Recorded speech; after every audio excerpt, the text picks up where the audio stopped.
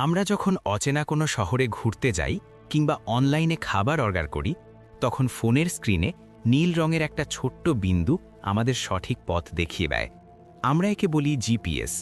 কিন্তু কখনো কি ভেবে দেখেছেন হাতের তালুতে থাকা এই সাধারণ ফোনটি কিভাবে জানে আপনি পৃথিবীর ঠিক কোন প্রান্তে দাঁড়িয়ে আছেন? কিভাবে মহাকাশের হাজার মাইল ওপর থেকে আসা অদৃশ্য কিছু সংকেত আমাদের জীবনযাত্রাকে আমূল বদলে দিল? আজকের ভিডিওতে আমরা ডুব দেব জিপিএসের গভীরে, জানব এর ইতিহাস, এর পেছনের জটিল গণিত এবং কিভাবে এটি মহাকাশ থেকে আমাদের নিয়ন্ত্রণ করছে। জিপিএসের পূর্ণরূপ হল গ্লোবাল পজিশনিং সিস্টেম। এটি মূলত কৃত্রিম উপগ্রহ বা স্যাটেলাইটের একটি নেটওয়ার্ক যা পৃথিবীকে সার্বক্ষণিক ঘিরে রেখেছে। মজার ব্যাপার হলো আমরা জিপিএস বললেই যা বুঝি সেটি মূলত মার্কিন যুক্তরাষ্ট্রের তৈরি একটি সিস্টেম। এই সিস্টেমে বর্তমানে ২৪টিরও বেশি স্যাটেলাইট পৃথিবীর চারপাশে প্রদক্ষিণ করছে। প্রতিটি স্যাটেলাইট পৃথিবী থেকে প্রায় ২০,২০০ কিলোমিটার ওপরে অবস্থিত। এরা দিনে দুবার পৃথিবীকে প্রদক্ষিণ করে। এই উচ্চতা থেকে তারা অবিরাম রেডিও সংকেত পাঠাতে থাকে। এই সংকেতে মূলত দুটি তথ্য থাকে: ১, স্যাটেলাইটটি ঠিক কোথায় অবস্থিত; ২, সংকেতটি পাঠানোর সঠিক সময়।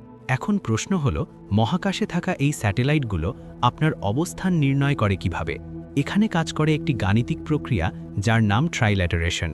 কল্পনা করুন আপনি বিশাল এক মরুভূমিতে হারিয়ে গেছেন। আপনার কাছে কোনো ম্যাপ নেই। হঠাৎ আপনার সাথে একজনের দেখা হলো যে বলল আপনি ঢাকা থেকে ৩০০ কিলোমিটার দূরে আছেন। এই তথ্যটি কি যথেষ্ট? না, কারণ ঢাকা থেকে ৩০০ কিলোমিটার ব্যাসার্ধের একটি বৃত্তের যে কোনো জায়গায় আপনি থাকতে পারেন। এবার দ্বিতীয় আরেকজন এসে বলল আপনি সিলেট থেকে ২০০ কিলোমিটার দূরে আছেন। এখন আগের বৃত্ত আর নতুন বৃত্তটি যেখানে একে অপরকে ছেদ করেছে সেই দুটি পয়েন্টের যে কোনো একটিতে আপনার অবস্থান।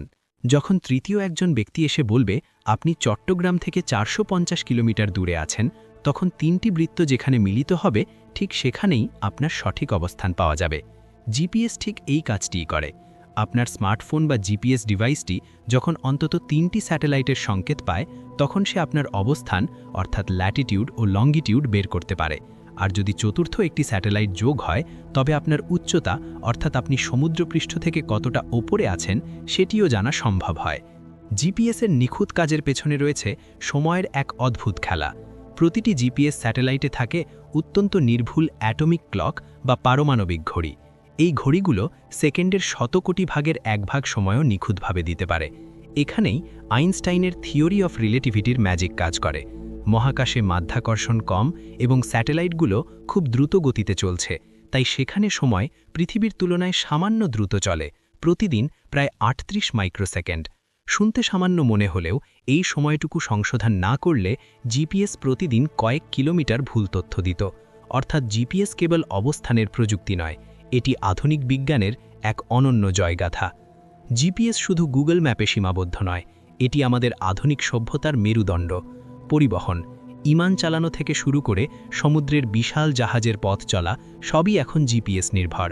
জরুরি সেবা, কোনো দুর্ঘটনা ঘটলে উদ্ধারকারী দল জিপিএসের মাধ্যমে দ্রুত ভুক্তভোগীর কাছে পৌঁছতে পারে। অর্থনীতি, বিশ্বের ব্যাংকিং সিস্টেম এবং স্টক মার্কেট জিপিএসের নিখুঁত সময় ব্যবহার করে কোটি কোটি লেনদেন সম্পন্ন করে।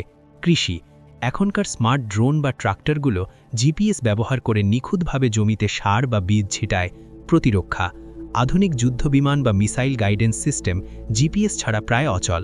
৫০ বছর আগে মানুষ যখন নক্ষত্র দেখে পথ চলত তখন কেউ কল্পনাও করেনি যে একদিন পকেটে থাকা একটা ছোট্ট যন্ত্র আমাদের পুরো পৃথিবী চিনিয়ে দেবে। জিপিএস আজ আমাদের জীবনের এমন এক অবিচ্ছেদ্য অংশ যে এর অভাব আমাদের পুরো সভ্যতাকে অচল করে দিতে পারে। মহাকাশে ভেসে বেড়ানো সেই ধাতব গোলকগুলো নিঃশব্দে আমাদের পথ দেখিয়ে চলেছে, যাতে আমরা কখনো হারিয়ে না যাই। বিজ্ঞানের এই বিস্ময়কর উপহার আমাদের জীবনকে করেছে সহজ, নিরাপদ এবং গতিশীল। পরের বার যখন ম্যাপ দেখে কোথাও যাবেন, একবার অন্তত ওপরের দিকে তাকিয়ে মহাকাশের সেই অদৃশ্য কারিগরদের কথা মনে করবেন। আরও এরকম ভিডিও পেতে সাবস্ক্রাইব করবেন। ধন্যবাদ।